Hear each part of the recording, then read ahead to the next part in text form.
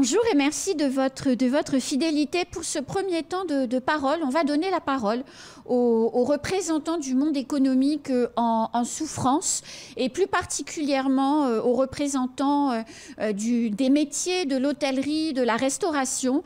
Charles-Henri Mandalaz est sur le plateau. Bonjour. Bonjour. Merci d'avoir accepté notre invitation. Comment allez-vous? J'ai envie de vous dire et de vous demander. Je pense que nos préoccupations sont les mêmes que celles de toute la population mahoraise déjà. Hein. En tant que personne, bien sûr. Voilà, en tant que personne, parce qu'on est avant tout citoyen avant d'être aussi commerçant quand même. Parents aussi, donc des inquiétudes pour les enfants. Après, pour ce qui est de la profession, vous imaginez bien que c'est pas très rose et tout le monde est un peu déprimé. Hein, on ne sait pas trop où on va. Hein. Où vous en êtes aujourd'hui? Comment vous faites, vous, avec les autres restaurateurs de la place, pour faire tourner un restaurant sans eau? C'est toujours très compliqué. Comme on est astreint autour d'eau, déjà, les gens font en fonction de leurs ouvertures, essayent de réguler au mieux, pour ceux qui ont pu le faire.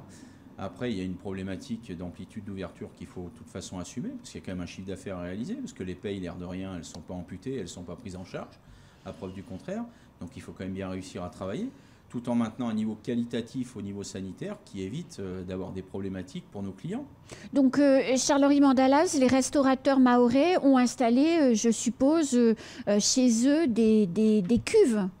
Pour une bonne partie, oui. Mais encore une fois, c'est du financement sur fonds propres, puisqu'on n'a eu aucune subvention à ce jour, aucune prise en charge de rien, malgré des demandes du syndicat, notamment en date du 27 juillet. Donc c'est quand même pas d'aujourd'hui qu'on s'est emparé de ce problème-là. Hein. On a fait des demandes très très claires, notamment en demande par anticipation, parce qu'on savait de toute façon qu'on allait glisser vers une situation probablement catastrophique. C'est le cas. On avait demandé officiellement donc, des dégrèvements de charges sociales, des dégrèvements fiscaux, la subvention pour nos cuves, voire surpresseurs, pour installer nos restaurants de façon configurée. Parce que le configurée. Surpresseur, c'est l'espèce de petite machine qu'on met sur la cuve, voilà, qui met de la pression, puis qui évite aussi les retours d'eau. Oui, avec des clapets anti-retour, voilà, c'est avec important, un système de filtration, évidemment, pour ne pas impacter le réseau, par envoyer des bactéries ou je ne sais quoi, qui n'est pas un croisement de flux. Donc on a fait une installation type qui était vraiment très très cadrée. Pas de subvention à ce niveau-là. On a aussi demandé des dégrèvements divers et variés, la prise en charge du partiel à taux plein comme pendant le Covid, et un fonds de solidarité pour les entreprises.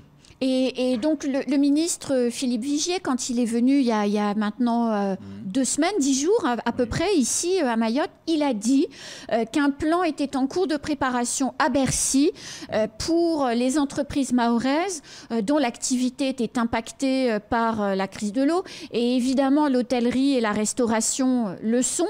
Je sais que vous avez été reçu à la DITS en fin de semaine dernière. Ce plan, il est composé de quoi, Charles-Henri Mandalaz? J'aimerais le savoir, et s'il existe en globalité, il faudra nous le donner très vite, parce qu'avant la fin de la crise, ce serait pas mal. À l'heure actuelle, la seule proposition qui nous a été faite, c'est la possibilité de mettre nos personnels au partiel. Donc en activité partielle? En activité partielle, tout à fait, à taux conventionnel, donc sans rien de plus, avec un reste tendu pour les entreprises de 10%, ce qui est totalement inacceptable. On se trouve dans une situation qui n'est pas de notre ressort, qui n'est pas du fait d'une mauvaise gestion ou de je ne sais quelle possibilité. C'est quelque chose que les entreprises n'ont absolument pas à devoir assumer. Je suis désolé que ce soit 1 euro, 10 euros, 50 euros. Ce n'est pas le débat, c'est profondément scandaleux. Je trouve qu'il devrait y avoir un régime dérogatoire, comme ça a été le cas pendant le Covid. Ça s'est fait. Et il doit y avoir une prise en charge totale de nos salariés si les entreprises doivent en arriver là. Sachant encore une fois que le partiel, c'est quand même un aveu d'échec. Ça veut dire que tout ce qu'on aura fait avant n'aura pas suffi, qu'on se sera accroché pour rien. Et quand un employeur commence à mettre ses salariés au partiel, c'est qu'il est vraiment au bout du bout et qu'il sait que son entreprise, elle ne tient plus. Hein. Donc c'est vraiment très mauvais. Hein. Mais Charles-Henri Mandalaz, aujourd'hui, les professionnels... Alors, déjà, avant cette question, une cuve avec le surpresseur, qui est indispensable, hein, c'est un investissement de combien d'euros à peu près? Une cuve de combien de litres et combien de... Quel coût? C'est assez variable, hein, ça va dépendre des fournisseurs. C'est vrai qu'il y a plusieurs personnes qui se sont mises sur les rangs depuis et qui ont fait des propositions tarifaires beaucoup plus équilibrées que ce qu'on pouvait trouver avant, puisqu'on arrivait avant à trouver des cuves juste en dessous d'un mètre cube, puisqu'après il y a une question de norme au-dessus d'un mètre cube, on est obligé de faire des prélèvements, etc. Donc en dessous d'un mètre cube, c'est encore bon. Ça permet aussi de ne pas avoir trop de stock. mais on arrivait à trouver des cuves qui montaient des fois à 2000, 2500 euros. Aujourd'hui, on a par exemple trouvé, nous, un fournisseur, après recherche et puis demande de solutions, à trouver un fournisseur qui nous fait une installation de cuve avec surpresseur, pose, etc., qui tourne autour des 1500 euros. Donc c'est quand même un sérieux investissement. C'est un sérieux investissement, oui. La crise telle que vous la vivez aujourd'hui a généré pour les professionnels de la restauration et de l'hôtellerie, puisque là on parle de la restauration, mais l'hôtellerie aussi est en difficulté, une baisse de chiffre d'affaires pour l'heure de combien environ ? Alors c'est assez variable, hein. Le midi, les gens maintiennent encore une relative activité. Alors la préfecture a fait un choix de sauvegarder ce qui est dit pôle économique, donc Pamandzi, Dzaoudzi, Longoni, Mamoudzou, pour permettre effectivement d'avoir de l'eau sur la journée. Alors évidemment, encore une fois, ça coupe le robinet à partir de 16h. Forcément, ça concerne les professions dites entre guillemets standards. Nous, les restaurateurs, on travaille le soir, donc forcément, c'est toujours un problème pour nous, sur un demi-service en tout cas. Après, les déperditions, encore une fois, elles sont différentes en fonction des secteurs d'activité. C'est toujours assez difficile, enfin des secteurs géographiques, des zones géographiques. C'est toujours assez difficile sur Mayotte, puisqu'on a des clientèles particulières, essentiellement marquées affaires, ou en tout cas de fonctionnaires, etc., les gens qui viennent pour des missions. Donc c'est hyper centralisé sur Mamoudzou, les gens viennent bosser. Et Mamoudzou s'en tire comme d'habitude toujours un petit peu mieux que les autres là-dessus. Après, c'est assez diffus selon les structures. Ça dépend aussi des moyens du gérant, s'il a pu mettre en œuvre quelque chose pour pérenniser son activité, quoi. En plus de la lassitude morale, bien sûr. Évidemment, qui se répète. Dans les solutions qui vous ont été annoncées par la DITS, est-ce que des propositions vous ont été faites pour reculer les plans d'appurement de dettes sociales, de dettes fiscales, de PGE également? Parce que, comme toutes les entreprises qui en ont bénéficié pendant la période Covid, en ce moment, les entreprises doivent rembourser. C'est une charge. Non. Actuellement, je vous l'ai dit, il n'y a rien de plus que ce que je vous ai donné tout à l'heure. Donc que l'activité partielle autoconventionnelle. C'est tout. Et on vous a dit que c'était les annonces de plan d'urgence. On ne nous a pas spécifié que c'était les annonces de plan d'urgence pour l'instant, mais c'est le seul service de l'État qui nous a renvoyé une information officielle. On a revu encore hier, enfin à titre personnel, j'ai croisé encore hier le DRFiP, oui. Pour échanger avec lui sur cette idée effectivement de subvention, de mise en place d'une subvention pour l'achat de nos cuves, oui, pour permettre le maintien de nos activités. Donc effectivement, il est sensibilisé sur le sujet, mais on attend encore des retombées. Bon, on me demande encore des questions aujourd'hui via les services de l'État de faire une véritable étude, on va dire complète d'impact sur ce qui se passe, c'est-à-dire de centraliser l'information de tous les collègues, combien d'employés, combien de ci, combien de ça, combien de déperditions, quelles prévisions. Enfin, ce n'est pas le moment de sortir les statistiques INSEE. Ça fait quand même plusieurs mois, on sait que la situation elle est dégradante. Aujourd'hui, on sait qu'il n'y a plus d'eau. C'est d'évidence que les entreprises sont impactées. Vous avez parlé justement tout à l'heure de l'hôtellerie. Aujourd'hui, tous nos clients qui nous appellent ou qui nous envoient des mails, leur seule préoccupation, la seule, c'est est-ce que vous avez de l'eau ? On a des annulations de séjour en pagaille. Alors c'est ça. L'hôtellerie est plus touchée que la restauration. L'hôtellerie est touchée forcément, sauf... Alors, j'aurais jamais imaginé que ce soit le cas, mais dire qu'on a une cuve sur son établissement hôtelier, c'est un argument de vente commercial massif aujourd'hui. Vous voyez où on en est rendu. Avant, on aurait pu dire on a un golf, une piscine ou un terrain de tennis, c'est hyper valorisant. Maintenant, il faut dire on a une cuve d'eau. C'est extraordinaire. Donc, les gens nous envoient des mails, nous demandent... direct si on a de la ressource en eau, parce que sinon ils diffèrent ou ils annulent leur séjour. C'est aussi simple que ça. Y compris pour le tourisme d'affaires ou simplement pour le loisir? Bien sûr, y compris les administratifs. Moi, j'ai eu des demandes de divers ministères. Si leurs agents savent qu'on est en problématique d'eau, je vous garantis qu'il n'y a aucune pitié, le séjour est coupé. Donc vous avez plutôt intérêt d'être avec un réservoir tampon. Parce que sinon, de toute façon, vous perdez votre clientèle, c'est évident. Charles-Henri Mandalaz, il y a de plus en plus à Mayotte un tourisme local qui se développe avec des habitants de l'île qui, le week-end, vont à la plage, fréquentent les hôtels. Comment se comporte ce touriste-là? Est-ce qu'il continue toujours à aller dans les hôtels le week-end, quand bien même il n'y a pas d'eau? C'est le même problème. Déjà, eux, ils sont déjà astreints en coupure toute la semaine. Ils la vivent toute la semaine. Donc, ils ont déjà leurs soucis quotidiens à gérer dans leur famille, dans leur foyer, dans leur travail aussi, pas toujours évident. Donc ça donne quand même moins envie d'aller s'épanouir le week-end. Bon, des fois ça permet un peu de souffler peut-être, mais effectivement les préoccupations aujourd'hui des gens, elles ne sont pas là. On a tous peur pour la scolarisation de nos enfants, on a tous peur pour les packs d'eau dans les magasins qui ont visiblement tendance à se raréfier un peu. On a plein d'interrogations pour lesquelles on n'a pas forcément les réponses en face. Je pense que l'amusement, ce n'est pas nécessairement la priorité du moment, hein. Et ça se ressent. Oui, ça se ressent, bien sûr. Après, Charles-Henri Mandalaz, il y a aussi les activités périphériques à l'hôtellerie et la restauration, c'est-à-dire, j'allais dire un peu les sous-traitants quelque part. Oui. Je pense à l'entretien, je pense aux draps, je pense aux serviettes de toilette qui nécessitent beaucoup d'eau et qui doivent être nettoyées. Comment ces entreprises-là s'en sortent aujourd'hui ? Là, il faudrait vraiment s'adresser à eux pour voir leur déperdition s'il y en a. Maintenant, après, c'est effectivement des gens qui ont eu pas des dérogations, mais en tout cas qui arrivent encore à travailler, enfin qui s'organisent comme nous, de toute façon. Là-dessus, il n'y a pas de souci. J'imagine que certains ont dû mettre des cuves, mais voilà, c'est aujourd'hui du système D quasiment pour tout le monde, quoi.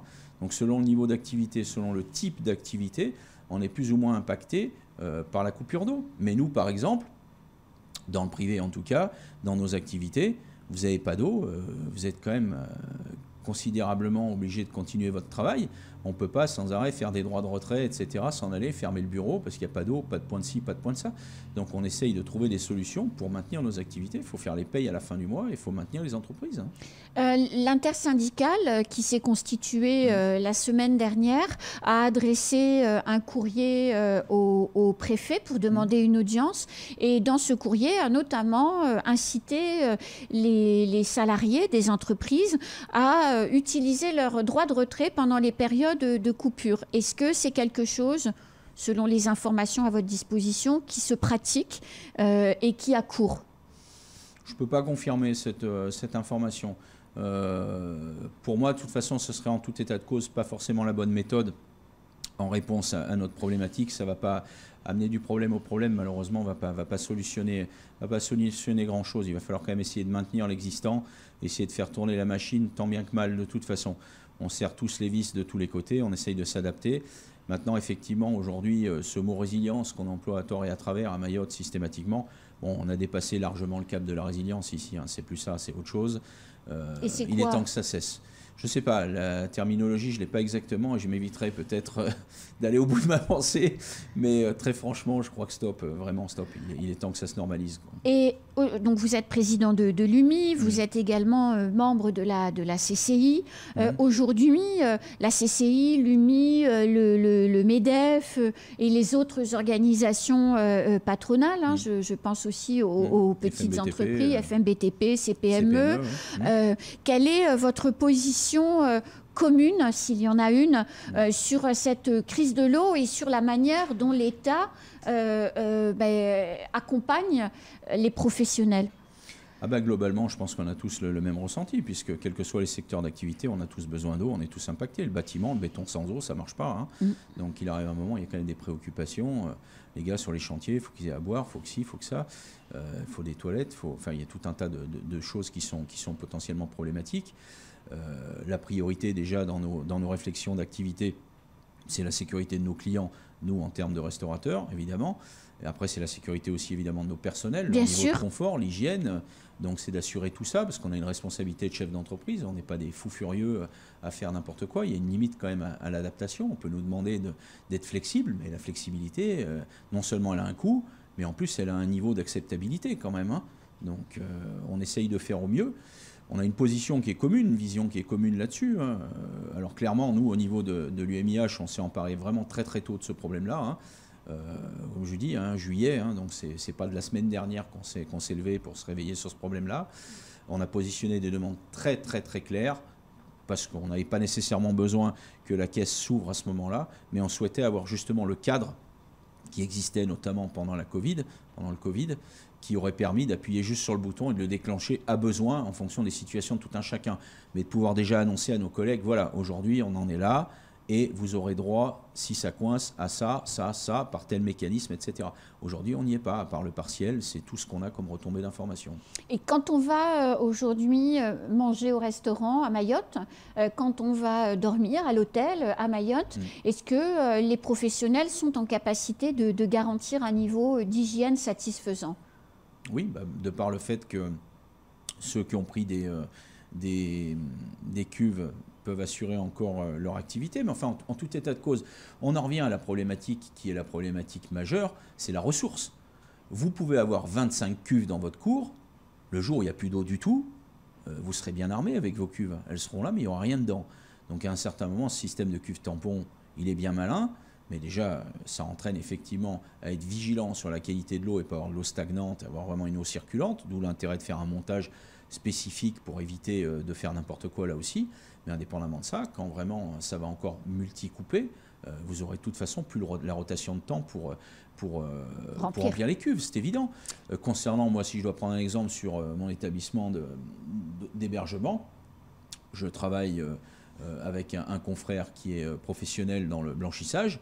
D'accord, donc c'est une opération que je ne traite pas moi-même, parce que déjà c'est lourd à traiter. Bien sûr. Et je veux que ça soit aussi fait par un établissement normé. Donc j'ai choisi celui-ci. Pour l'instant, son activité, elle tourne, mais il y a un gros niveau d'inquiétude, c'est évident. Et les autorités vous donnent des signaux sur les prochaines restrictions supplémentaires ou pour l'instant pas encore? Pour l'instant, pas encore. Vous avez le même calendrier que moi en possession. On a le calendrier de rotation de coupure. On voit que malheureusement... Jusqu'à la fin de la semaine, en fait. C'est ça, voilà, c'est semaine. Donc c'est pour ça aussi qu'on n'arrive pas à voir le bout du tunnel. On n'a pas de projection longue, sur un temps long. On voit une dégradation quand même de la situation qui est permanente. On nous avait prédit des pluies diluviennes en septembre. On est bientôt mi-septembre, il n'y a toujours pas une goutte d'eau. Il faut vraiment espérer que ça vienne, parce que si on n'a pas de saison des pluies encore cette année, je ne sais pas comment on va faire. Hein. Alors, Charles-Henri Mandala, je me suis laissé dire par certains restaurateurs, hôteliers et autres à Mayotte qu'il y a des contrôles qui sont faits en ce moment même par les gens qui font les contrôles d'habitude et qui sanctionnent les établissements parce qu'ils n'ont pas pu laver par terre, parce que les choses ne sont pas... au standard attendu. C'est une plaisanterie. Malheureusement, non. Alors, c'est une information que vous avez eue, je ne sais pas comment vous l'avez eue, mais en tout cas, elle est juste, effectivement. J'ai un confrère, pour information, qui m'a signifié un peu outré, passablement énervé, on dira, de par le fait qu'effectivement, il y a eu un contrôle classique, une visite. Oui, bien sûr. Aucun problème. Les services de l'État ont besoin de faire leur travail, ça fait partie du job. Et nous, ça fait partie des contrôles dans nos professions. Là-dessus, il n'y a pas de souci. Ceci étant, il y a quand même un niveau de bon sens à remettre là-dedans. C'est-à-dire quand vous avez l'agent qui vient vous contrôler et qui vous signifie que le sol n'est pas parfaitement propre parce que la veille, il n'y avait plus d'eau, et qu'il arrive, il voit des marmites, il ou elle voit des marmites remplies d'eau ou des contenants remplis d'eau pour justement que la personne puisse amorcer son travail ou quoi que ce soit, et semble outré par ce système-là de bricole en disant mais comment, qu'est-ce que c'est, etc. Mais on se demande sur quelle planète on vit, quoi. C'est vraiment presque indécent, je dirais, dans la façon de faire. Voilà. Donc c'est évident que nous l'avons signalé au service de la préfecture, parce qu'on trouve quand même que sur les 3 mois qui viennent, il serait de bon ton de nous laisser un petit peu tranquilles, d'accord, de ne pas exagérer un peu trop ce genre de pratique, parce que franchement, il faut vraiment arrêter de faire semblant de continuer à croire que tout va bien, où il y a certaines professions qui continuent leur métier comme si tout allait bien, alors que ce n'est absolument pas le cas. Et il est quand même nécessaire de laisser les professionnels souffler qui sont rincés. Alors, je n'ai pas dit d'aller faire n'importe quoi. Il est bien évident que s'il y a des manquements graves, il faut les contrôler, les signaler et les sanctionner. Il n'y a aucun problème là-dessus. Mais quand on arrive à tatillonner et à faire semblant de ne pas voir l'existant, que nous n'avons pas assumé et dont nous sommes encore une fois pas responsables du tout, bien sûr, je pense qu'il faudra avoir la décence de rien dire, quoi. Hein. Et quel retour vous avez eu de la préfecture ou des services concernés? Un peu une surprise, effectivement, sur cette situation. Donc, je pense qu'il va y avoir peut-être un petit échange. Recadrage, peut-être pas le mot. Hein. Il ne s'agit pas non plus à la préfecture d'aller orienter tel ou tel service qui dépend de son fait avec une insistance particulière. Mais enfin, une sensibilisation auprès des agents, voilà, c'est plutôt comme ça que je le vois. Retrouver du bon sens, tout simplement. C'est pas plus que ça. C'est se dire, attendez, c'est peut-être pas le moment d'aller leur mettre encore la tête sous l'eau pour des détails qui, aujourd'hui, franchement, sont presque insignifiants par rapport à ce qu'on vit. Hein. Merci beaucoup Charles-Henri Mandalaz et beaucoup de courage pour vous et vos adhérents et puis plus largement les hôteliers et les restaurateurs de Mayotte. Merci à vous. C'est la fin de ce temps de parole. Tout de suite, la suite de nos programmes.